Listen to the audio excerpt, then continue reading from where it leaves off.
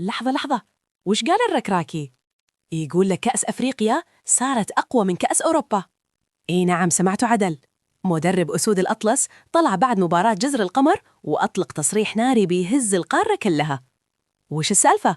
وليش قال هالكلام الحين بالذات؟ خلوا عنكم كل شيء وركزوا معاي.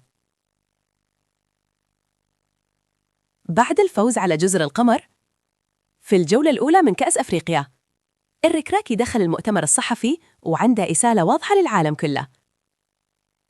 قال: كرة القدم تتغير وأفريقيا قاعدة تتقدم بسرعة البرق. يعني خلاص راح الوقت اللي نشوف فيه كأس أفريقيا بطولة عادية. لا يا حبيبي، الحين صارت بنفس مستوى بطولة أوروبا. الركراكي ما وقف عند هالحد، بالعكس كمل وزارها إثارة. قال: الملاعب صارت صدقية، الفرق صارت صدقية، والمستوى صار عالمي. تخيلوا، المدرب اللي وصل بالمغرب لنصف نهائي كأس العالم يقول لكم إن أفريقيا الحين مو ضيف شرف، صارت لاعب أساسي في الملعب العالمي.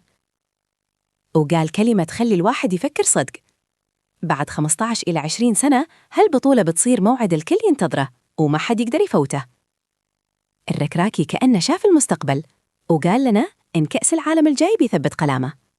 النجوم الشباب جايين بقوة، والمواهب الأفريقية قاعدة تنفجر، والعالم كله بيشوف صعود القارة السمراء. الرجال ما يتكلم عن بطولة وبس، يتكلم عن ثورة كروية بتقلب الموازين. قال: مصلحتي الوحيدة أني أشوف الكرة الإفريقية تكبر اللي تقدم. كفو والله، هذا الرجال عنده رؤية. والحين السؤال اللي يطرح نفسه: هل الركراكي بالغ ولا صدق أفريقيا تصدم العالم؟ الأكيد إن هالتصريح خلى الكل يسولف، وكأس أفريقيا هالسنة بتكون حرب نجوم. سووا اشتراك وفعلوا جرس التنبيهات عشان ما يفوتكم شيء.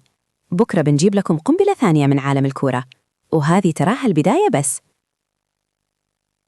يلا نشوفكم في الفيديو الجاي، ولا تنسون الكرة الأفريقية جاية بقوة.